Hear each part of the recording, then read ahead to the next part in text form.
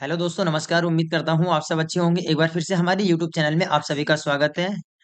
आज हम बात करने वाले हैं maintain budget and control. Maintain budget and control topic किस लिए यूज होता है और कब होता है और कैसे होता है, ये सारी चीजें आप सब इस वीडियो के माध्यम से जानेंगे। तो चलिए स्टार्ट करते हैं। तो सबसे पहले समझते हैं कि बजट होता क्या है। बजट अपने एक्सपेंसेस को मेंटेन करने के लिए आपको बजट बनाना होता है। अपने एक्सपेंसेस को मेंटेन करने के लिए आपको बजट बनाना होता है। अब बजट बनाते कैसे हैं? सपोज आप किसी आश्रम के मैनेजर हैं, आश्रम की तरफ से आपको पैसे दिए गए कि भाई ये इतना बजट है आपका महीने का, 2 लाख रुपए, 3 लाख रुपए, इतना आपको पेमेंट करना है।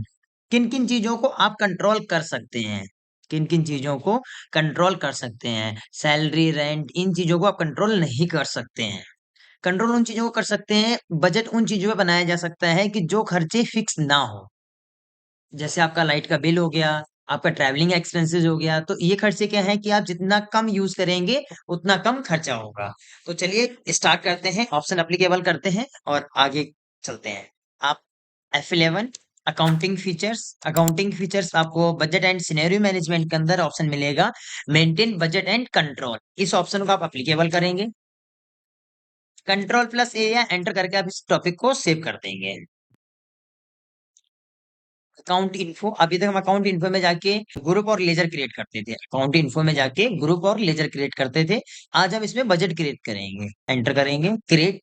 अगर आपके पास पहले से बजट बना होता तो आपको अल्टर का ऑप्शन दे देता है। आपके पास बजट नहीं बना हुआ है तो क्रिएट का ऑप्शन दे रहा है। तो चलिए क्रिएट करते हैं। Name of budget, name of budget आपका किस संस्था का बजट बना रहे हैं, कंपनी का या किस संस्था का या आश्रम वगैरह किसका बजट बना रहे हैं। तो फिलहाल हमने यहाँ पे एबीसी कंपनी का नाम दिया। अंडर मतलब मैनेजर वगैरह है उसका आप नाम रख सकते हैं, नहीं तो अंडर प्राइमरी भी रख सकते हैं। मिनिमम 3 महीने का बजट बनाना होता है। मिनिमम 3 महीने का बजट बनाना होता है। आप बोलो 1 महीने का बजट बना लें जी, 2 महीने का बजट बना लें, तो उससे कोई फायदा नहीं है। आप कम से कम 3 महीने का बजट बनाए और मैक्सिमम आप 1 साल तक का बजट बना सकते हैं। 3 महीने, 6 महीने, 1 साल का, इस तरीके से बना सकते हैं। लेकिन ये है कि कम से कम आपको 3 महीने का बजट बनाना ही पड़ेगा। तो कब से कब तक के लिए, चलिए इसमें डेट रखते हैं 1 अप्रैल से अप्रैल, मई, जून। ध्यान रखना एजुकेशन वर्जन में ये एक तारीख ही एक्सेप्ट करते हैं, तो इसलिए एक तारीख ही लेनी पड़ेगी। तो 1 अप्रैल, 1 मई, 1 जून, तो फ्रॉम 1 अप्रैल टू 1 जून। अब आपसे ये ग्रुप यस करने के लिए बोलेंगे। जैसे आप इस ग्रुप को यस करेंगे तो कुछ इस तरीके से आपके सामने डिटेल खुल के आएगी कि आप कौन से एक्सपेंसेस का बजट बनाना चाह रहे हैं। जैसे यहाँ पे जैसे आप स्पेस करेंगे तो ये ग्रुप की लिस्ट पूरी खुल के आ जाएगी। तो फिलहाल हमें बनाना है इनडायरेक्ट एक्सपेंसेस का। ऑन क्लोजिंग बैलेंस, आपके पास जो पैसा है आप उसी का बजट बना सकते हैं। आपके पास जो पैसा है आप उसी का बजट बना सकते हैं। तो यहाँ पे बजट रख दिया आपने 3 लाख रुपए, मतलब 1 लाख रुपए मंथली आपका बजट है। एंटर कर देंगे एंड एक बार और देख लो। Group name indirect expenses, type of budget on closing balance और अमाउंट 3 लाख रुपए। अब आप लेजर यस करेंगे और सेम इसमें जैसे आप स्पेस करेंगे तो यहाँ पे कुछ लेजर्स की लिस्ट खुल के आएगी कि आप किन किन लेजर्स के बजट बनाना चाहते हो। तो यहाँ पे आपने क्या करना है, जैसे आपने रखा travelling expenses on closing balance, तो ट्रैवल एक्सपेंसेस 3 महीने के लिए आपको कितना दिया गया है, पर से कितना दिया गया है, आपको 60,000 रुपए दिया गया है। दूसरा, आपसे पूछा गया और क्या है, स्टेशनरी एक्सपेंसेस की। स्टेशनरी एक्सपेंसेस आपको कितना, कितने तक की आपकी लिमिट है कि आप इतना तक इसमें पेमेंट कर सकते हैं। इसमें आपने रख दिया 75,000। और ऑफिस एक्सपेंसेस, कई बार ऐसा होता है चाहे आश्रम हो, चाहे कंपनी हो, चाहे आप कोई भी संस्था हो, ऑफिस एक्सपेंसेस होते ही होते हैं। ऑफिस एक्सपेंसेस क्या होते हैं, आप बैठे हैं ऑफिस में, कोई आ गया, उसे चाय वगैरह पिला दी, या कभी कुछ ऑफिस में कोई छोटा मोटा काम करवाना पड़ गया, तो जब छोटा मोटा कोई काम होता है तो वो ऑफिस एक्सपेंसेस के नाम से आ जाता है। मतलब वहां पे आप कोई पर्टिकुलर, मान लिया आपने एक बल्ब खराब हो गया, आपने एक बल्ब लगा दिया, तो ऑफिस एक्सपेंसेस के नाम से आ जाएगा। तो ऑफिस एक्सपेंसेस का रख दिया 60,000।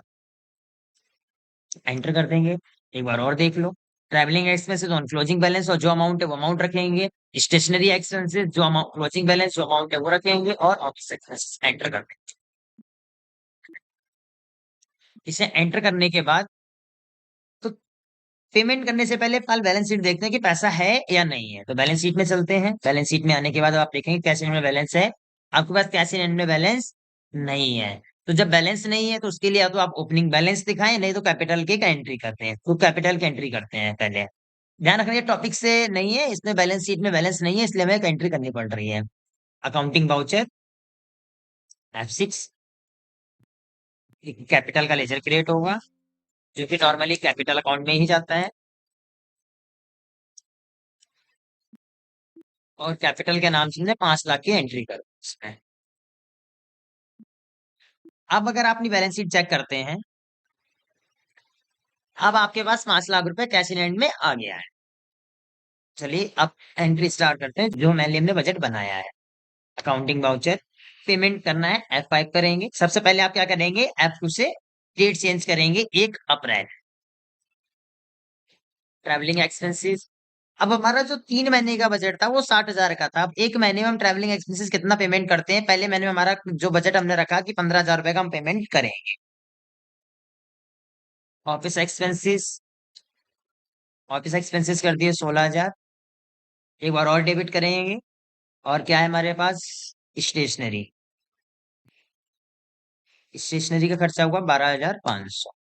और यहाँ पे कैश को आप क्रेडिट कर देंगे। आपने अप्रैल मंथ का बजट बना के और आपने पेमेंट कर दी। ये एंट्री वैसे तो 30 अप्रैल को होनी चाहिए थी, क्योंकि पूरे महीने का खर्चा होने के बाद, पर आपको मैंने बताया ना कि एजुकेशन में 1 तारीख ही एक्सेप्ट करती है, तो इसलिए यहाँ पे 1 अप्रैल रखना पड़ा है। ठीक है। बजट उन्हीं एक्सपेंसेस का बनता है जो एक्सपेंसेस फिक्स नहीं होते हैं। चलिए अब दूसरी एंट्री करते हैं, फिर से आप F2 से डेट चेंज करेंगे 1 मई। इस महीने ट्रैवलिंग एक्सपेंसेस अमाउंट बढ़ गई है, 18,000 हो गई है। एक बार और डेबिट करेंगे। इस महीने स्टेशनरी का भी अमाउंट बढ़ गया है, 17,500 हो गया। और ऑफिस एक्सपेंसेस का अमाउंट घट गया, 14,500। सेम इसमें आप वही नरेशन लिखेंगे, तो नरेशन रिपीट करने के लिए Ctrl+R करेंगे। इससे आपकी नरेशन रिपीट हो जाएगी, मतलब क्योंकि सेम नरेशन लिखनी है, सिर्फ मंथ चेंज करना है, तो आप मंथ चेंज कर सकते हैं। ठीक है। सेम फिर आप एक बार और F2 से डेट चेंज करेंगे 1 जून।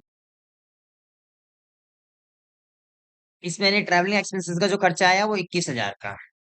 फिर डेबिट करेंगे स्टेशनरी 15,000, और ऑफिस एक्सपेंसेस, इस महीने ऑफिस एक्सपेंसेस का ज्यादा खर्चा आ गया, तो खर्चा रख दिया 17,500। कैश को क्रेडिट करेंगे, सेम पिन नरेशन रिपीट करने के लिए Ctrl+R, और सिर्फ मंथ चेंज करेंगे।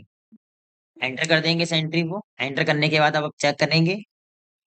चेक करने के लिए profit and loss account, indirect expenses, देखो इनडायरेक्ट एक्सपेंसेस टोटल अभी तक पेमेंट कितनी हो गई, 1,47,000। एंटर करेंगे। ये आपकी लिस्ट खुल के आएगी, किस किस लेजर से कितनी पेमेंट हुई है, ऑफिस एक्सपेंसेस से कितनी हुई है, स्टेशनरी से और ट्रैवलिंग एक्सपेंसेस से, तीनों के अलग अलग अमाउंट आ गए। एंटर कर देंगे तो ये मंथ के हिसाब से शो कर देगा आपको। ये मंथ के हिसाब से शो कर देगा। ये आपका अप्रैल में कितना पेमेंट हुआ है, मई में कितना हुआ है, जून में कितना हुआ है, ये चीजें आ जाएंगी। अगर बजट वेरिएंस में देखना चाहते हैं तो कुछ इस तरीके से आपके सामने आएगा। डेबिट बैलेंस हमने 60-60, डेबिट बैलेंस जो 60-60 हजार का बजट आपने पहले बनाया था, और यहाँ पे कितनी अमाउंट पेमेंट हुई है, कितनी अमाउंट पेमेंट हुई है और कितना बैलेंस बचा हुआ है, वो बैलेंस बचा हुआ है यहाँ दिखा देगा। ठीक है। तो मुझे लगता है आपको ये टॉपिक क्लियर होगा। अगर किसी तरीके से डाउट है इस टॉपिक को लेकर तो आप हमें कमेंट करके बता सकते हैं।